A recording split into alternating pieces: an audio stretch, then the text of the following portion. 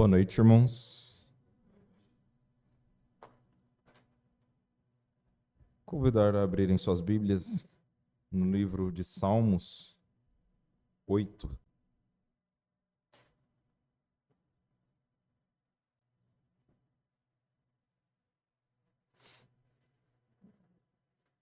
Salmos 8.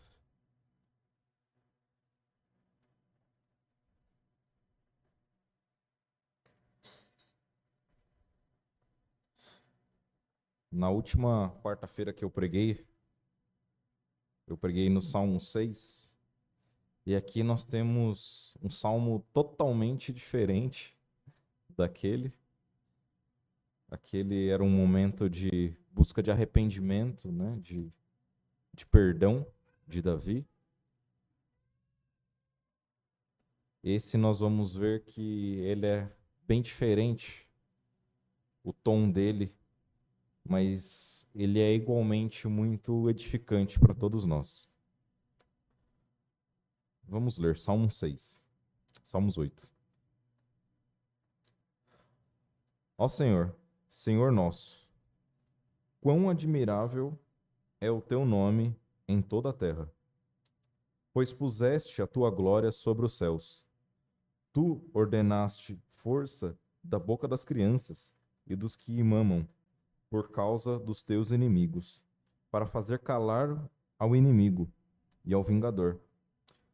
Quando vejo os teus céus, obra dos teus dedos, a lua e as estrelas que preparaste, que é o homem mortal para que te lembres dele?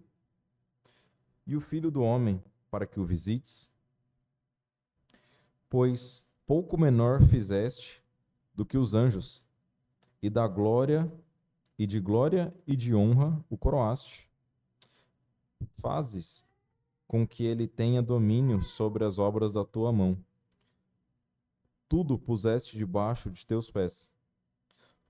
Todas as ovelhas e bois, assim como os animais do campo, as aves dos céus, os peixes do mar, e tudo que passa pelas veredas dos mares. Ó Senhor, Senhor nosso, quão admirável é o teu nome sobre toda a terra.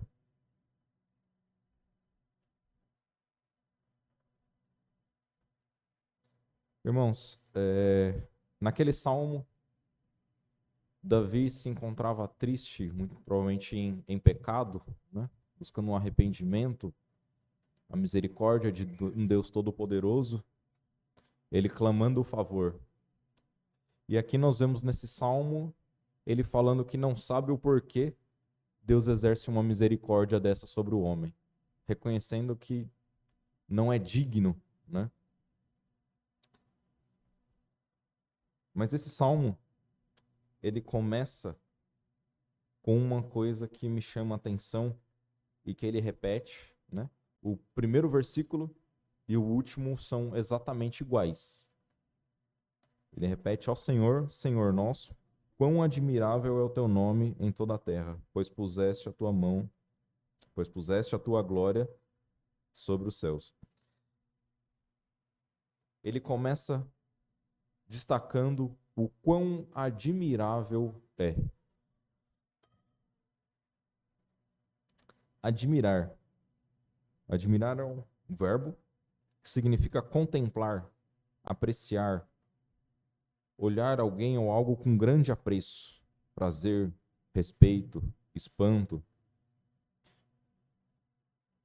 Envolve conhecer as virtudes, valores de alguém e muitas vezes gerando um sentimento de veneração ou encantamento.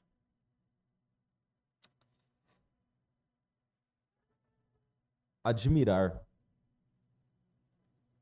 Admirar é uma das coisas que eu creio que o homem tem perdido cada vez mais a capacidade de fazer.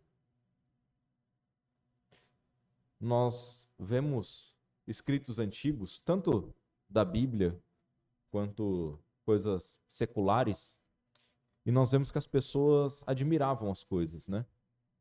Algumas descobertas a pessoa estava pensando, contemplando algo, e de repente ela pensa, tem uma ideia, eles paravam para apreciar arte, né? Se reuniam, iam em determinado lugar só para ficar contemplando uma arte. Eu creio que a arte tende a morrer, em certas formas, porque não tem quem veja, né? Você pode pintar belos quadros hoje em dia e ninguém vai querer parar para ficar vendo. A gente prefere ver o Instagram de passar rápido. Nos nossos tempos, tudo é passageiro, tudo tem que ser rápido, tudo tem que dar um retorno imediato. E isso não é admirar aquela coisa. Quando o salmista que fala de admiração por Deus, ele não está buscando algo, né?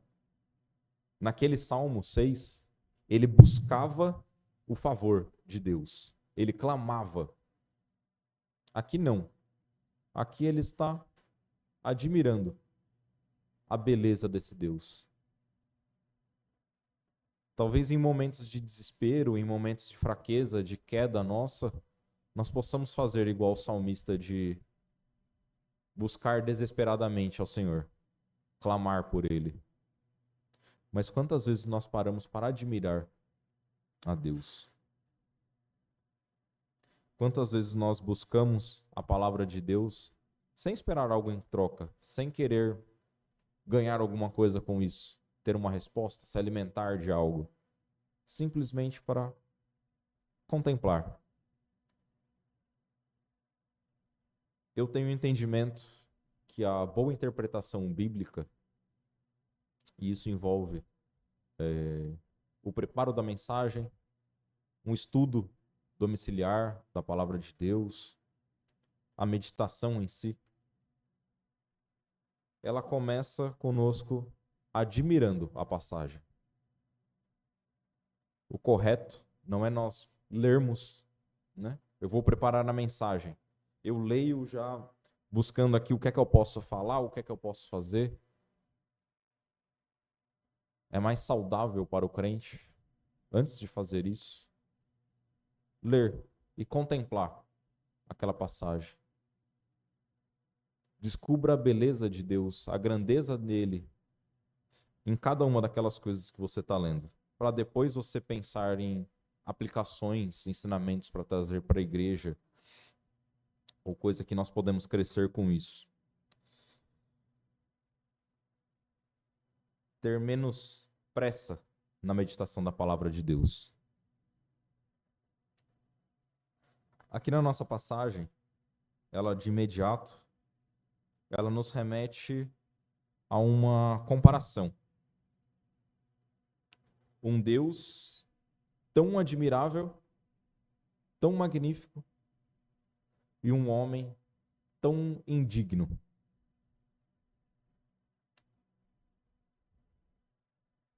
Essa é a base do que a gente chama de antropologia bíblica, né? O estudo da relação do homem para com Deus. E o que essa passagem nos traz aqui, a gente pode considerar a base do estudo de antropologia, que é, seja o que for que você vá comparar, né? Recentemente nós estudamos aqui na igreja sobre Deus, sobre as virtudes de Deus. Ah, Deus é amor. Ah, o homem também é amor. Isso é um estudo de antropologia, de certa forma. Porém, base para isso, Salmos 8. Deus é admirável e ele é perfeito em todos esses quesitos, em todas essas virtudes, e o homem vai ser péssimo em todas as virtudes. O nosso amor é uma vergonha perto do amor de Deus. Não dá para comparar.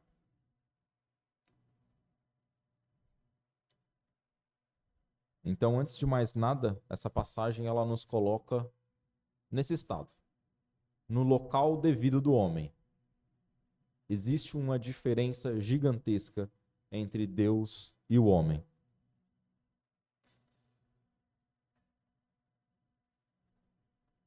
E ele faz uma comparação aqui direta com o Deus Pai, né? É a primeira pessoa que nós identificamos na passagem aqui, é o Deus Pai. E é esse Deus Pai que nós devemos aprender a admirar. Porque justamente nós não conseguimos ser como Ele. Primeiramente, nós precisamos admirar esse Deus por quem Ele é. O versículo 1 e o versículo 3, ele nos mostra isso. Ele diz: ó Senhor, Senhor nosso, quão admirável é o teu nome em toda a terra, pois puseste a tua glória sobre os céus. Tua, teu, você. Admirar Deus.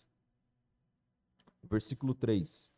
Quando vejo os teus céus, obra dos teus dedos, a lua e as estrelas que preparaste. Então ele destaca a beleza das coisas, porque elas refletem a glória de Deus. Aqui as estrelas, o céu, só é maravilhoso porque é feito diretamente por Deus, pelo dedo de Deus. Nós não precisamos nem ler, porque aqui todos conhecem de cor e salteado a criação do mundo. E o que nós vemos é que ao final de cada dia, Deus parava, admirava aquilo e falava: eis que é bom, é muito bom. Bom, primeiro ensinamento: se Deus parava no final do dia para admirar aquilo, é um sinal de que seria saudável que o homem no final do dia parasse para admirar as obras de Deus também. E a segunda coisa, por que Deus podia falar que era bom? Porque era Ele que fez. Ele fez perfeito. Aquilo refletia a Deus. Era exatamente como Ele desejou. Ele quis e foi feito.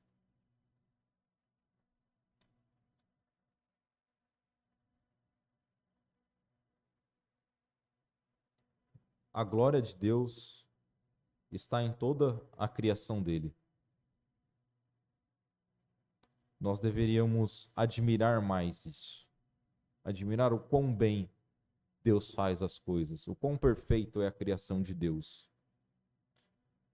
O quão bom Ele é.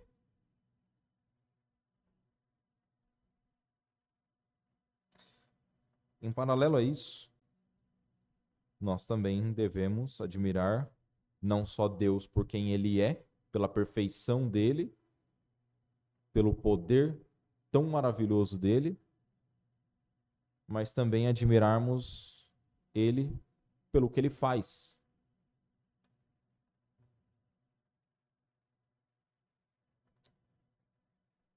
E o versículo 2, ele nos dá esse contexto. Tu ordenaste força da boca das crianças e dos que mamam, por causa dos teus inimigos, para fazer calar ao inimigo e ao vingador. Uma forma que Deus tem de demonstrar o poder dele é ele nos humilhar com coisas que nós consideramos insignificantes, né? Nós muitas vezes achamos donos da nossa própria vida. Podemos fazer o que quiser, nós estamos no controle da nossa vida. Eis que surge um bebezinho, como nós temos dois aí, e ele demonstra que você não é nada. Você não consegue controlar nada. Nem o sono você consegue controlar.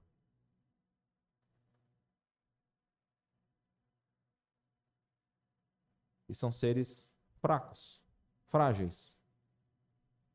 E eles mudam completamente o jeito que nós pensávamos antes.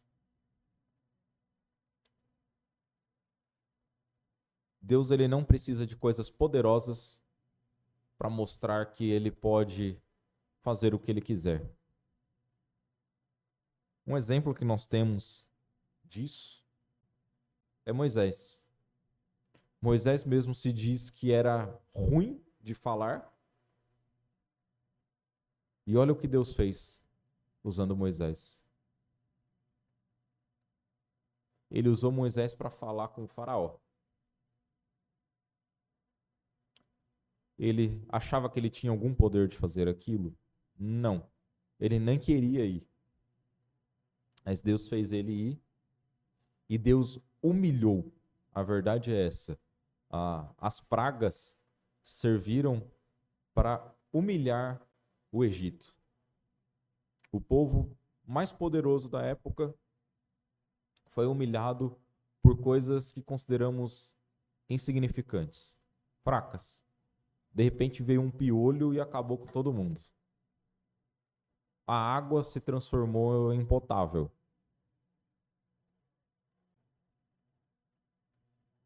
Quão admirável é um Deus que consegue fazer isso. Basta ele mexer uma mínima coisa do poder dele. E ele acaba com o nosso rumo, com a nossa vida. Ele quebra completamente. Quantas vezes você já não teve certeza de alguma coisa e Deus mexe uma coisinha que faz você perceber, nossa, como eu estava errado.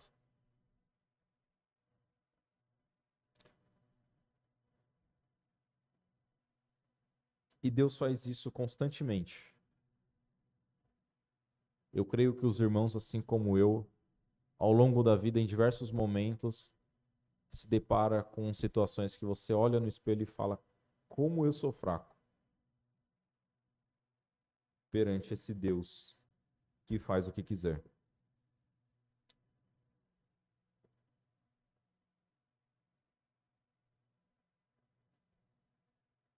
Então nós já falamos de admirar a Deus por quem Ele é, simplesmente, a existência dEle. Um Deus pelo poder dEle, pela obra que Ele faz. E principalmente nós devemos admirar a Deus pela misericórdia dEle, pelo amor, pelo sentimento. Como nós falamos, esse Deus ele tem poder de fazer absolutamente qualquer coisa. E a solução mais óbvia que qualquer ser humano poderia tomar perante uma humanidade tão ruim era destruir todo mundo. Certo? Você está trabalhando, você tem lá algo que está muito ruim, que está difícil de arrumar. O que é que você faz? Tá melhor jogar fora e fazer do zero. Né? Você está preparando uma comida e o gosto não está saindo como você quer, não. Joga isso e vamos começar do zero. Eu não posso usar isso. Mas Deus não age assim. Ele age com misericórdia conosco. E isso, obviamente, é a maior razão para nós admirarmos a Deus. Porque Ele pode fazer o que Ele bem entender. E mesmo assim, Ele prefere continuar amando ao homem.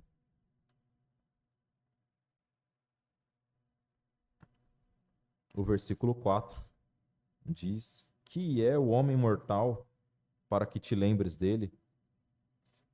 E o filho do homem para que os visite?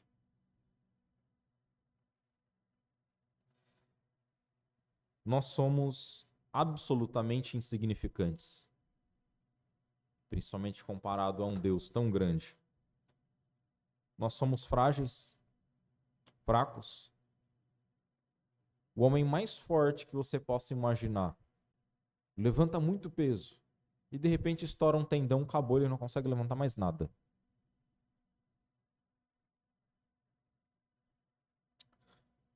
É engraçado, curioso, eu diria, a criação do homem. Porque o homem ele é feito do quê? De pó. Existe algum material mais insignificante na Terra do que o pó? Não tem.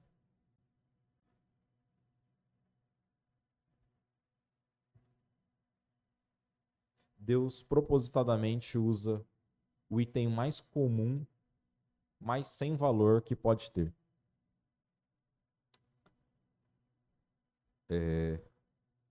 A minha ideia não é deixar ninguém depressivo quanto à sua existência.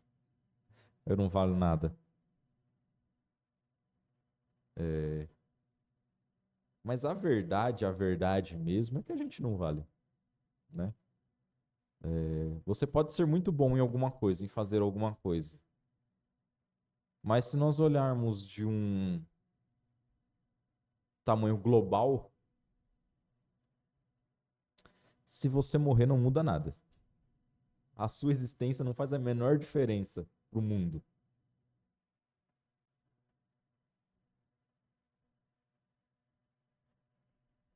Mas, graças à misericórdia de Deus, não para por aí. Infelizmente, muitas igrejas e a psicologia humana, mundana, ela muitas vezes ela se baseia em valorização da pessoa, né? Ela quer tirar a pessoa de um pensamento mal, de uma depressão, de uma tristeza, de uma inércia na vida. O que ela faz é instigar de que não, você tem valor, você é bom, você pode, você tem um potencial para as coisas. Mas quando nós analisamos biblicamente, nós temos uma resposta muito mais verdadeira.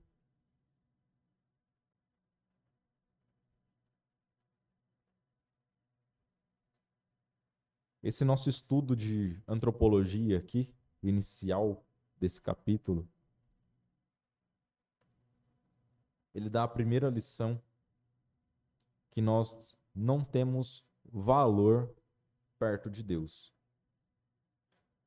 Nós não somos sequer dignos de ser lembrado. Sabe aquela coisa que você tem na sua casa que realmente não vale nada, não vale nem um centavo, você não sabe nem por que tem guardado, ela perdeu totalmente o valor, você não consegue revender para alguém. Ah, vou anunciar na OLX aí para vender. Não, ninguém vai querer comprar isso daqui, porque não tem valor. Então você deixa lá jogado e você se esquece que aquilo existe. É mais ou menos isso que o salmista põe aqui. Nós não somos dignos de ser lembrado.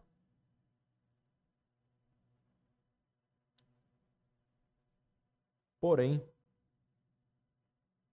existe o versículo 5, que ele nos diz, né, de 5 a 8.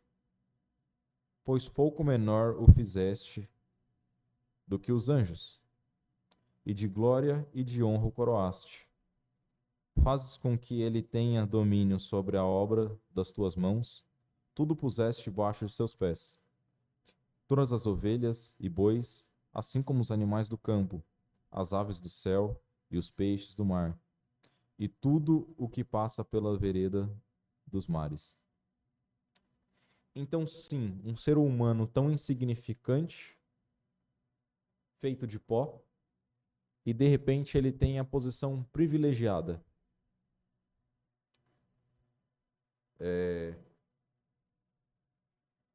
Aproveitando a ilustração de que eu falei de que a arte nos nossos tempos parece que não tem mais valor, nós podemos aqui nos comparar a um quadro. Qual que é o valor de um quadro? Ele é feito do quê? Uma tela e tinta. Quanto custa a tela e a tinta? Tem alguns que pode ter um valor um pouquinho melhor, mas a verdade é que não vale muito. Não é um material caro em si. O que dá valor para um quadro não é o material dele, não é a construção dele. O valor é quem é o autor dele. O autor dá valor para aquilo. Tanto que muitos quadros só ganham valor depois de muitos anos, né? Quando aquela pessoa finalmente se tornou famosa. Nós em si somos um quadro sem valor. Mas Deus, de repente, nos colocou em uma posição de honra e de glória. É aquele quadro colocado em destaque perante o mundo. A gente não precisa sair orgulhoso aí na frente dos outros, mas a verdade é que Deus nos colocou numa posição de dirigir o mundo, de administrar toda a obra dele. Que honra! Deus construiu, Deus fez algo tão perfeito e ele deu nas nossas mãos.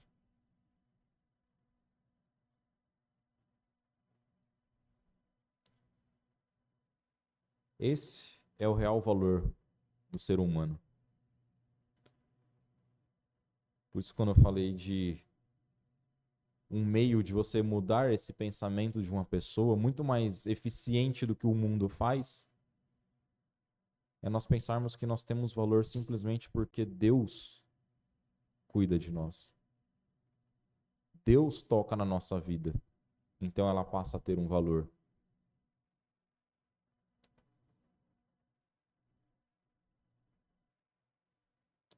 Bom, isso é uma análise prévia dessa passagem. Rasa, talvez.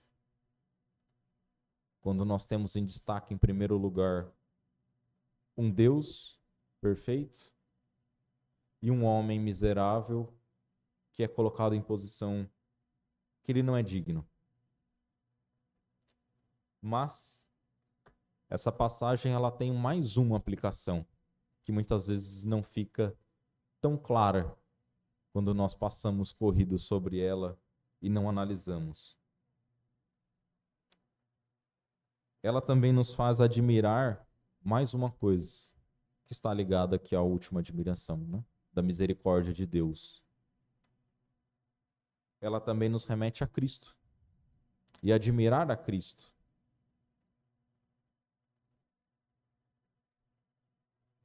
Porque aqui, quando ele fala no versículo 2, tu ordenaste força da boca das crianças e dos que mamam, por causa dos teus inimigos, para fazer calar o inimigo e ao vingador. Quando você lê esse versículo, você lembra de alguma coisa na vida de Davi? Não.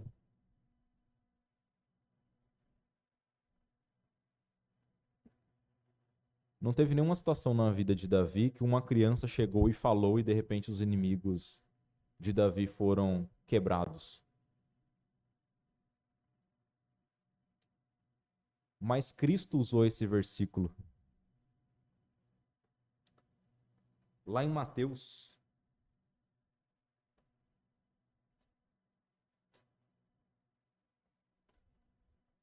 Mateus 21,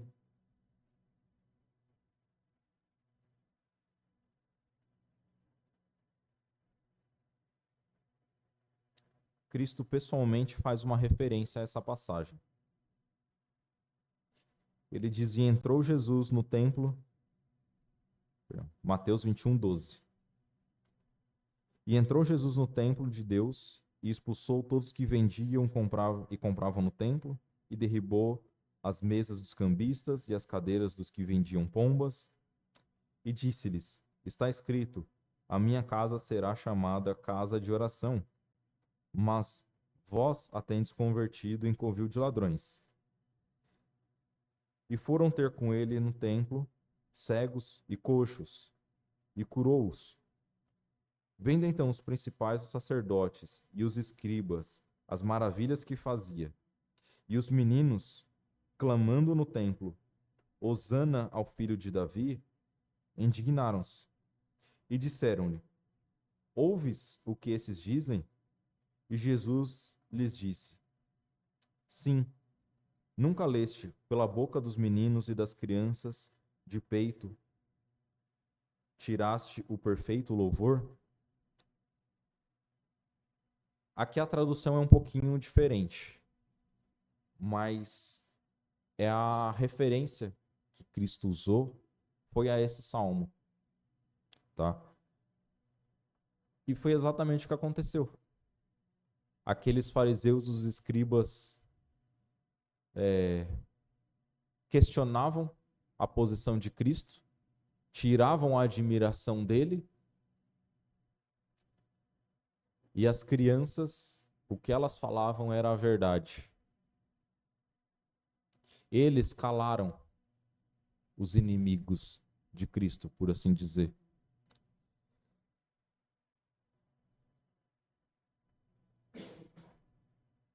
E mais do que isso,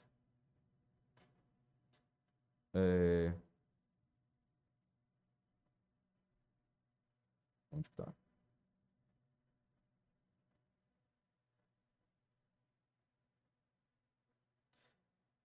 Aqui no versículo 4, ele diz: quem é o homem mortal para que se lembre dele? E o filho do homem para que o visites? Deus visitou pessoalmente a nós, usando o seu filho, enviando Cristo para nós. Que maneira maior de lembrar do ser humano, do homem insignificante, do que mandando o próprio filho nos visitar. E mais do que isso, morrer por nós para salvar-nos. Ele diz aqui, no versículo 5, pois pouco menor o fizeste do que os anjos, e de glória e de honra o coroaste. E quando nós vamos em Hebreus,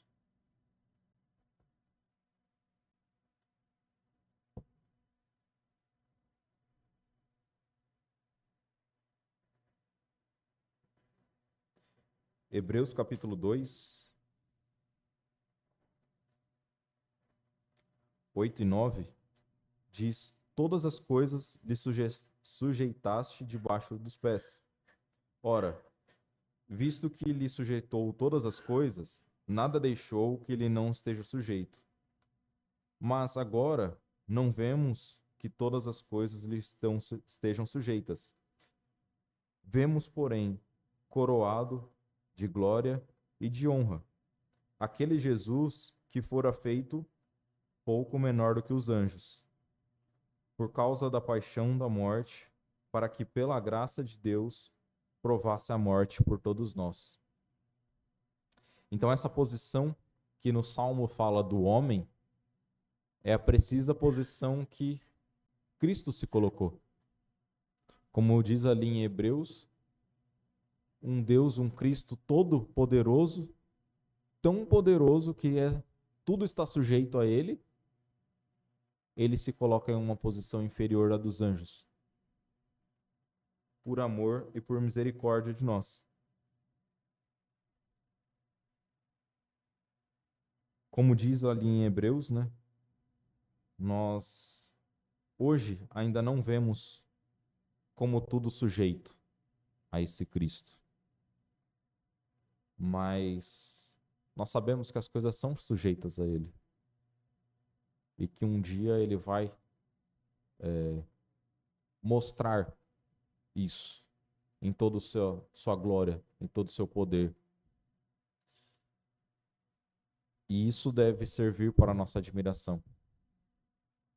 Nós admirarmos esse Deus tão poderoso, esse Filho tão amoroso, que entrega a sua vida por nós.